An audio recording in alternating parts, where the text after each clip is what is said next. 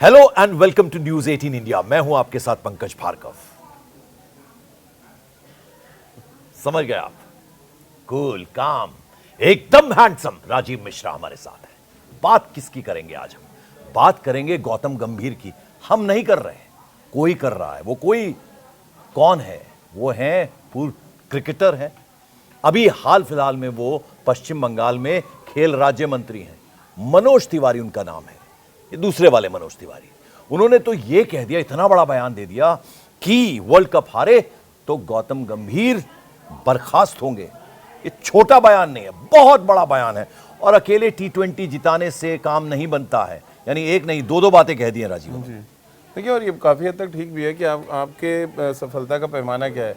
आप ICC tournaments जीते हैं तभी आप सफल कप्तान कहलाते हैं। और इसके पीछे तमाम ऐसे कैप्टन्स हैं, कोचेस हैं जिन्होंने ICC टूर्नामेंट नहीं जीता तो उनको महान की श्रेणी में नहीं रखा जाता या उनको सफल नहीं माना जाता, वो चाहे फिर कोच हो या कप्तान हो। और जाहिर सी बात है इसी वजह से गौतम गंभीर, क्योंकि टेस्ट मैचेस में आपने भी देखा क्या शर्मनाक प्रदर्शन हुआ है टीम का 2024 के बाद से।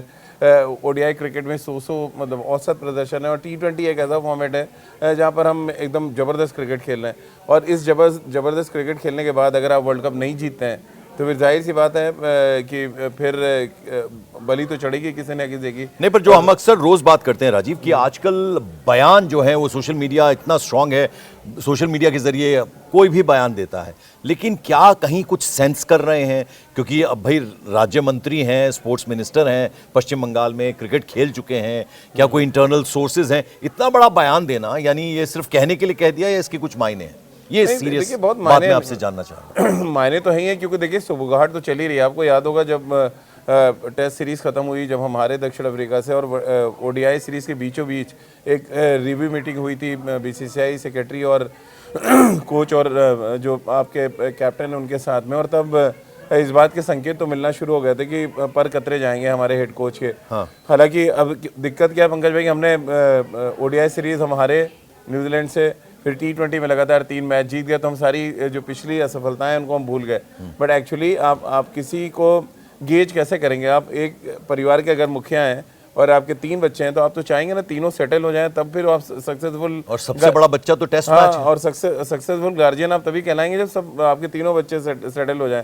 अब आप पहला बड़ा बच्चा जो है उसमें आप सुपर फ्लॉप, दूसरा ODI क्रिकेट उसमें फ्लॉप, तीसरा एक ऐसा फॉर्मेट है जहाँ पे आप एकदम ज़बरदस्त हैं कि मतलब एक जगह आपने सेटल कर दिया। लेकिन क्या वो एक जगह सेटल करने की वजह से बाकी 2 जगह की असफलताएं भूल जाएंगे? तो ऐसा नहीं होना चाहिए। और ये इसीलिए मनोज तिवारी ने कहा कि जो बायलेटरल सीरीज होती हैं, जहाँ हम लगातार रिकॉर्ड बनाते चले जा रहे हैं कि हम नहीं हार रहे हैं, आज भी एक भी बायलेटरल सीरीज हम T20 में नहीं हारे हैं। बट ये वर्ल्ड कप मुझे लग रहा है बहुत डिसाइसिव होगा। हमने राहुल द्रविड़ को देखा, बहुत हाई नोट पे उन्होंने छोड़ा वर्ल्ड कप जिता के। अब क्या वर्ल्ड कप जिता देते हैं, बैक टू बैक हम वर्ल्ड कप जीत पाते हैं? हिस्ट्री में कभी हुआ नहीं है ऐसा पंकज भाई कि किसी भी टीम ने back to back T20 world cup जीता हो। तो ये क्या हिस्ट्री रिपीट बना पाएंगे गौतम गंभीर? ये कई ऐसे चैलेंजेस हैं।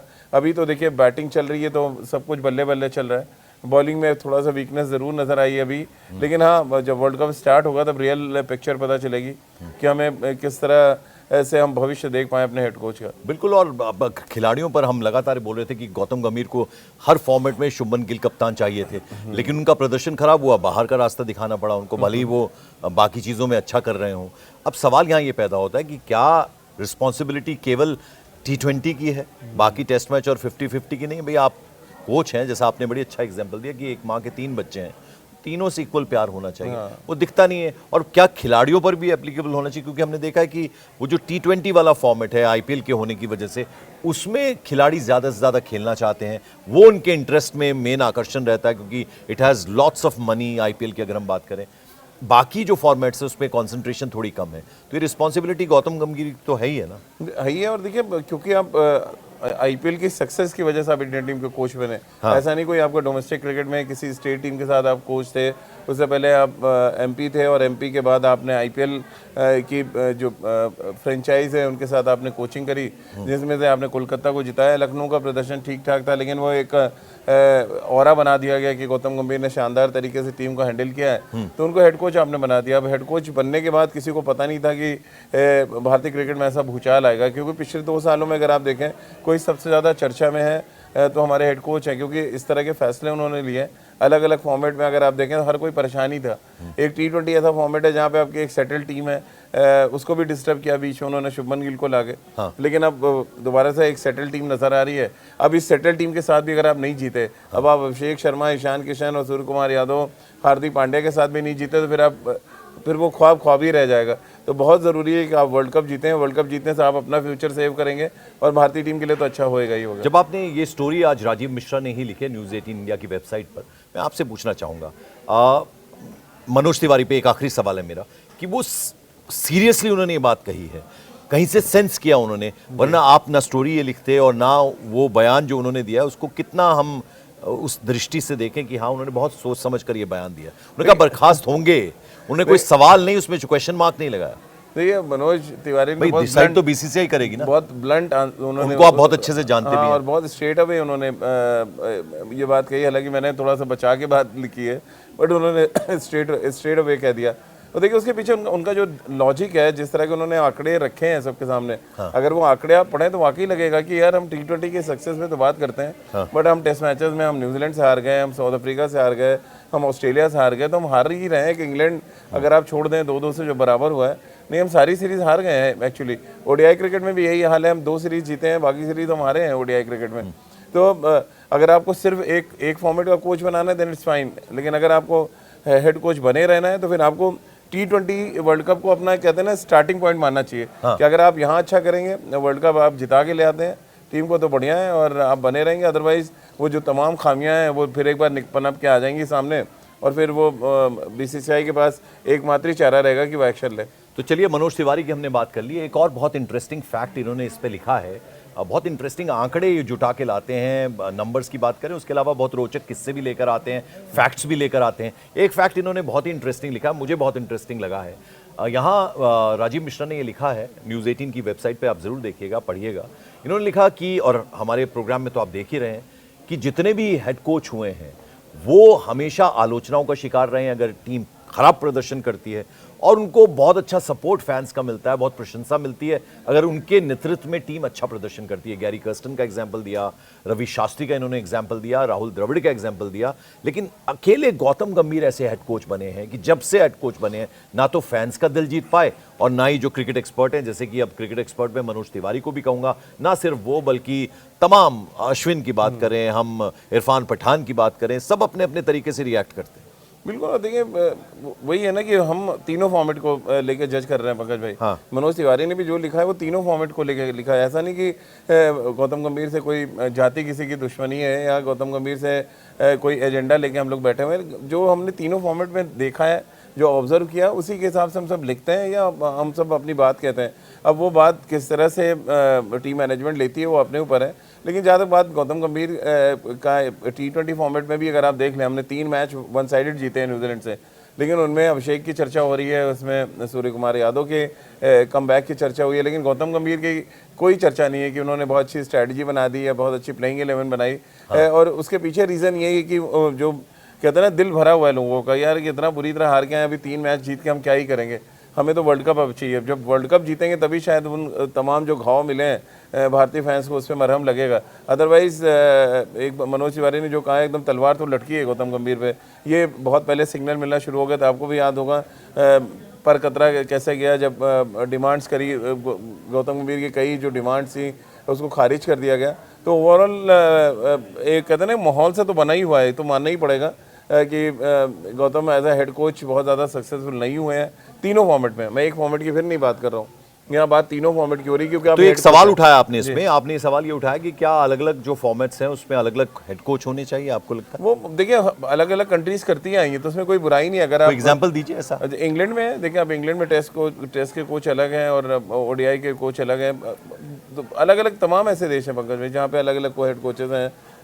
तो हिंदुस्तान में अगर आप T20 का कोच बनाना चाहते हैं गौतम गंभीर, इज फाइन, लेकिन आप ओडीआई और टेस्ट मैच के लिए फिर आपको कोच देखना पड़ेगा। आपको वो सर्च अभी से शुरू करनी पड़ेगी, क्योंकि आपको जुलाई में अब से 6 महीने बाद जब खेलना है, तो जिसको भी आप बनाए कम से कम वो मेंटली प्रिपेयर रहे कि हाँ मुझे आगे चल के भारतीय टीम के हेड कोच की जिम्मेदारी संभालनी है, और वो प्रिपरेशन शुरू हो जानी चाहिए, क्योंकि बहुत बड़ा दौरा है आगे। इंग्लैंड आपको जाना है, फिर आपको न्यूजीलैंड का दौरा करना है, श्रीलंका आपको खेलना है जाके, फिर उसके बाद आपको अगले साल 2027 वर्ल्ड कप की तैयारी करनी है, तो आपको ऐसी शख्सियत की तलाश करनी पड़ेगी जो 2027 तक कम से कम भारतीय टीम को आगे की तरफ लेके जाए ओडीआई क्रिकेट और टेस्ट मैच। बिल्कुल। और एक आखिरी सवाल मैं पूछूंगा, लेकिन उससे पहले एक और सवाल है मेरा, वो ये है कि अभी बहुत हाई प्रोफाइल 2 वनडे सीरीज हारे हैं, इसका भी जिक्र किया आपने। जी बिल्कुल। तो ये सीधी सीधी रिस्पॉन्सिबिलिटी हेड कोच की भी तो होती है ना? बिल्कुल है। आप ऑस्ट्रेलिया में हारे हैं, देखिए वो दोनों सीरीज इसलिए छुप गई क्योंकि वहाँ रोहित शर्मा और विराट खेल रहे थे। तो लोग उनकी बैटिंग को इतना ज्यादा एंजॉय कर रहे थे कि उस सीरीज के रिजल्ट के बारे में बहुत ज्यादा बात नहीं हुई। बट एक्चुअली जब आप बायलेटरल सीरीज T20 सीरीज की हम सफलता की बात करते हैं, तो हमें ओडीआई सीरीज की भी सफलताओं की भी बात करनी पड़ेगी। बिल्कुल। क्योंकि देखिए वाइट बॉल क्रिकेट है, आप T20 हो चाहे ओडीआई हो, तो एक फॉर्मेट में आप आसमान पे हैं, दूसरे फॉर्मेट में आप ज़मीन पे हैं, तो दोनों की बात करनी पड़ेगी। और यहाँ जब आप तराजू पे रखेंगे अगर आप तीनों फॉर्मेट, तो ये फैंस खुद ही मुझे लग रहा है फैसला कर लेंगे कि हम सब जो कह रहे हैं, मनोज तिवारी कह रहे हैं और भी जो क्रिकेटर्स कह रहे हैं कि वर्ल्ड कप जो है बहुत डिसाइसिव है गौतम गंभीर के करियर के लिए एज अ हेड कोच, ये सामने आ जाए। अब लास्ट सवाल है मेरा कि आपको कौन उनके गौतम गंभीर की जगह पे नजर आता है, जो कि अभी फिलहाल चूंकि तीनों फॉर्मेट देखने होते हैं, हेड कोच के रूप में आपको लगता है सबसे प्रबल कंटेंडर जो है वो कौन है? देखिए मेरी पसंद तो सौरव गांगुली है। अभी उन्होंने साउथ अफ्रीका जो T20 लीग दादा वहाँ पे पंकज में उन्होंने पहली बार कोचिंग की, पहली बार वहाँ एज अ हेड कोच काम किया और टीम फाइनल पहुंची। फाइनल में वो हार गए जरूर, बट वो कहते हैं ना कि जो लीडरशिप क्वालिटी होती है या टीम को किस तरह से चलाना है, वो सौरव गांगुली के पास क्लास है। तो मैं अगर ऑल फॉर्मेट की बात करूँ कि इन फ्यूचर ऑल फॉर्मेट कोई कोच है, तो निश्चित रूप से बीसीसीआई को एक बार सौरव गांगुली से बात करनी तो जल्दी से अब देखिए वो कहते हैं ना क्वेश्चन आंसर सेशन जो है, आप बहुत सारे कमेंट्स भेज रहे हैं, हमें बहुत प्रसन्नता हो रही है ये पढ़ते हुए कि ये देखते हुए कि आप इतने अच्छे से बढ़ चढ़ कर कमेंट्स करने में हिस्सा ले रहे हैं। ये हम लगातार आपसे कह भी रहे हैं कि यानी न्यूज़ 18 इंडिया का ये जो पॉडकास्ट हमारा ही आप लगातार देख रहे हैं, ये प्रोग्राम हमारा लगातार देख रहे हैं, लाइक कीजिए, ज़्यादा से ज़्यादा सब्सक्राइब कीजिए और कमेंट करिए। तो कमेंट आया है, ये लिख रहे हैं कि मैं श्रीलंका ज़रूर जाऊँगा, मैच देखने नहीं जाऊंगा, मोहसिन नकवी को देखने के लिए जाऊंगा, और अगर वो श्रीलंका आती है टीम, भारत नहीं मैदान से नारे लगाएंगे, भारत वहीं मैदान से, और लिखेंगे देखो देखो कौन आया, ट्रॉफी चोर आया, ट्रॉफी चोर आया। ये लिखा है मोहसिन नकवी ने। हाँ जी, ये राम शंकर हैं जिन्होंने ये लिख के भेजा है। तो इमेज तो बना ही ली है मोहसिन नकवी ने। वो सबके सामने है कि किस तरह से ट्रॉफी लेके भागे थे और अभी तक दिया नहीं है। तो वो तो इंतजार हर कोई कर रहा है 15 फरवरी का, जब भारत और पाकिस्तान खेलेंगे कोलंबो में। ज्योति हैं वो लिखती हैं अभिषेक शर्मा ने डरा ऐसा दिया है कि वो शायद उनके डर की वजह से नहीं आना चाहते। और ये पंकज में इन दिनों पाकिस्तान में बहुत मीम चल रहा है, वहाँ पे जो सोशल मीडिया अगर आप देखेंगे तो अभिषेक शर्मा का जो कोलाज बना के लोग बातें कर रहे हैं कि इतनी पूरी तरह से पिटाई कर रहे हैं कि पाकिस्तान खेलना ही नहीं चाहता है, इस डर के मारे कि यार अभिषेक शर्मा फिर आएंगे। बिल्कुल यही से जुड़ता हुआ सवाल है। रोहित शर्मा लिख रहे हैं कि नकवी ने कह दिया अभिषेक शर्मा खेलेंगे तो हम बॉयकॉट कर देंगे। यही तभी तो मैं कह रहा हूँ कि ये मीम चल रहा है इन दिनों पाकिस्तान में कि जिस तरह की पिटाई इंडियन बैट्समैन कर रहे हैं, तो एक दहशत, एक डर का माहौल तो है पाकिस्तान में। बिल्कुल। और एक और सवाल हम जल्दी से ले लेते हैं, ये हैं इंडिया का नया आविष्कार सूर्यवंशी आएगा तो पाकिस्तान गायब हो जाएगा, ये हैं आलमगीर लिख रहे हैं। नहीं, अभी तो सूर्यवंशी को आने में टाइम लगेगा, अभी तो जो है अंदर है उन्हीं से निपट लें तो बहुत बड़ी बात है। क्योंकि सूर्यवंशी के तमाम बड़े भाई खेल रहे हैं टीम में और उनसे ज्यादा खतरनाक बल्लेबाजी कर रहे हैं। चलिए अच्छा है, बहुत अच्छा है कि आप अपनी कमेंट से अपनी इच्छा बताते हैं, वो भी हम इंक्लूड करते हैं। ऐसे ही बढ़ चढ़ कर हिस्सा लेते रहिए, कमेंट करते रहिए और लाइक और सब्सक्राइब कीजिए न्यूज़ 18 इंडिया को। Thank you so much.